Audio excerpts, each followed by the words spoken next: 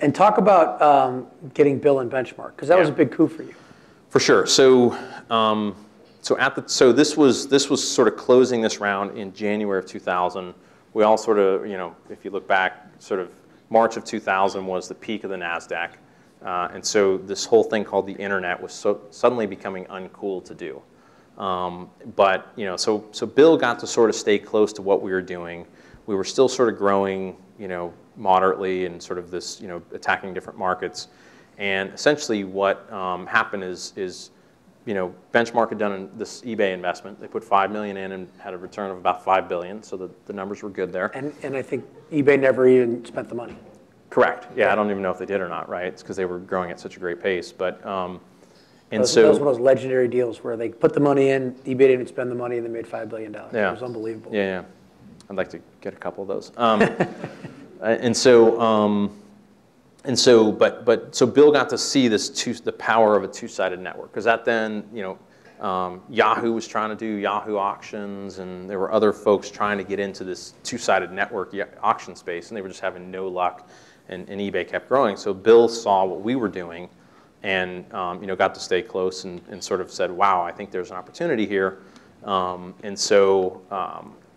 We then raised a round of about $36.4 million, sort of in October of 2000, and the entire, besides the company needed the capital, but to grow, because it was a pretty capital-intensive business, is that we wanted to sort of make a statement, and this is where we wanted to tell all of our competitors, potential investors, that don't get into a spending war with us. We've got deep pockets, go away. And so what that helped us do is really get 3, 4, 5, 6 years of all of our competitors kept hitting the wall, because it was a really expensive infrastructure business to build. And so we had a long time to sort of grow this business. You raised $36 million, and what's the first thing you did? Yeah, this is fascinating. We had 172 people on payroll, and we were in 16 markets, and so we closed the round, and then we fired 110 people in 12 markets, 110 people, including some of the people at headquarters in 12 markets, to focus on profitability. How do we get to being profitable? Because, sort of in our Series C, the $10 million round, everyone was like, grow at all costs. And that was sort of late 99, early 2000, and then suddenly this thing called profits became important. So we had to, so it was this big cultural shift inside the company to really think about, okay, how do we get to profitability? And the only way we could do it is go market by market. So we closed it. We were going to close down to 3 markets, but our salesperson in DC was so good, and she was selling so many restaurants that we decided to keep DC open. And so, yeah. And at some point along the way here, you transitioned out as CEO. Talk about that experience a little. Yeah, so it became uncool for, I was younger at the time, younger CEOs to run companies. And so for me, my #1 goal was making sure that OpenTable was successful, because I always felt like if I could get it to be successful, I would benefit from that. And so we went out and tried to find the best CEO we could that had about as many gray hairs as I have now, but more than I had back then, as sort of trying to get some adult supervision in the company, because we were growing in a lot of different directions. We didn't have a lot of the internal tools. We had 3 different. So here we were providing a CRM system for our customers, and we actually had 3 customer databases in our system.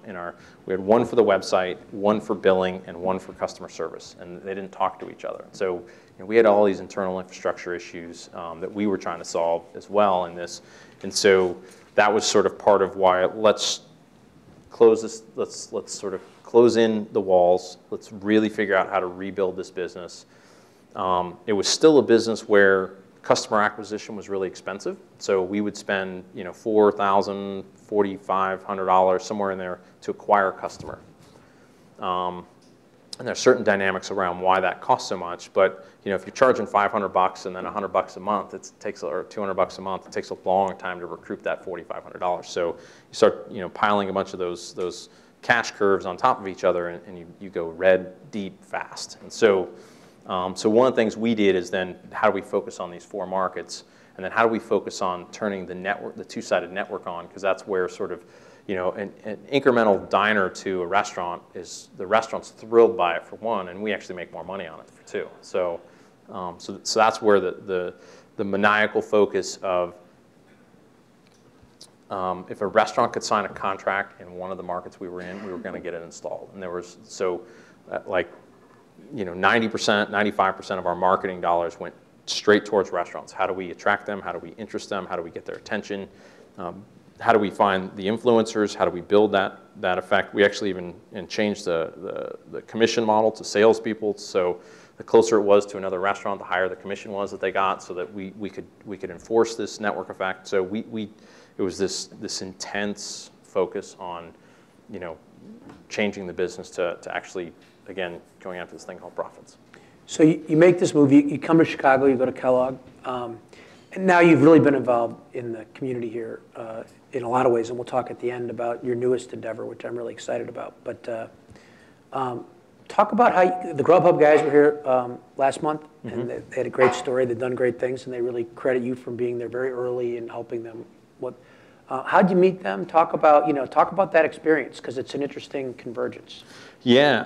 So their model, there's probably 25 companies dead on the road trying to do their model, trying to do restaurant delivery. Some big ones that raised a lot of money back in the day.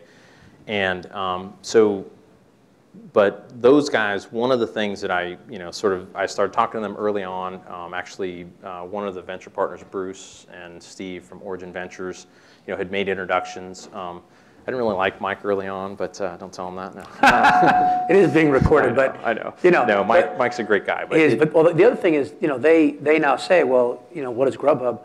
It's OpenTable for carry out and delivery. Yeah. I mean, they really have taken that model to heart. So and this is where I think a lot of the lessons we learned that I was talking, or that I learned at that we learned at OpenTable, that I was talking about, with this sort of financing a business at the right sort of pace and making sure. By the way, Mike said he wasn't very good at taking advice in the beginning. So I know and that's one of the things that and it takes time to build trust and that kind of stuff. But one of the things that I like when I work, or that I has to be there when I work with entrepreneurs, is that they're willing to take feedback. They don't have to. It's not about being a puppet and doing whatever sort of the feedback is, but certainly absorbing it, thinking about it, and factoring it in as you make decisions. And that's what Matt and Mike were really, really good at. Is they would listen. They might agree or not agree, but they would then think about it as how it impacted the decision. So what did they do differently than other people, and how did the OpenTable experience help inform elements of that? Yeah. So so one of the things is it went to there was a lot of things around how to position the product to the restaurants that made sense, that was in restaurant speak that they wanted to hear.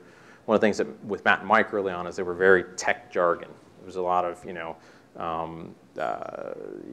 marginal costs and a lot of things like that the restaurants sort of didn't understand, in sort of their everyday language. So one of the things we did is really repositioned the solution that was being sold to restaurants in their talk, and sort of thinking about it as a pay for, and we didn't use this term, but a pay for performance advertising model. And we wanted to really take it, so that's one of the things we did at OpenTable, is we lowered the barrier so much, or as much as we could, to where if a restaurant signed the contract, we'd get it in.